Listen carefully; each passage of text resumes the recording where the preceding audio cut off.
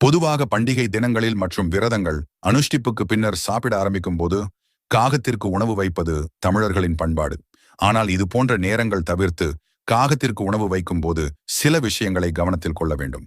நமது வீடுகளில் இருக்கும் முதியவர்கள் காகத்தை சனி பகவானுக்கும் யம தர்மராஜாவிற்கும் சமம் என ஒப்பிடுவார்கள். அந்த வகையில் காகத்திற்கு உணவு வைக்கும் முன் கவனத்திற்கு கொள்ள வேண்டியவை குறித்து தெளிவாக தெரிந்து கொள்வோம். இந்த பொதுநலம் வீடியோ வழியாக சப்ஸ்கிரைப் செய்து கொண்டு காகங்களுக்கு பழைய உணவுகள், பழுதான உணவுகள் மற்றும் எச்சில் செய்த உணவுகள் போன்ற உணவுகளை கொடுப்பது முற்றிலும் தவறான விஷயம். இதனால் ஜென்ம தோஷங்கள் ஏற்படும். தினமும் சமைத்து முடித்த பின்னர் முதலில் காகத்திற்கு வைத்துவிட்டு உண்ண வேண்டும். இது எண்ணில் அடங்காத ஜென்மத்து பலனை அள்ளி தருகிறது.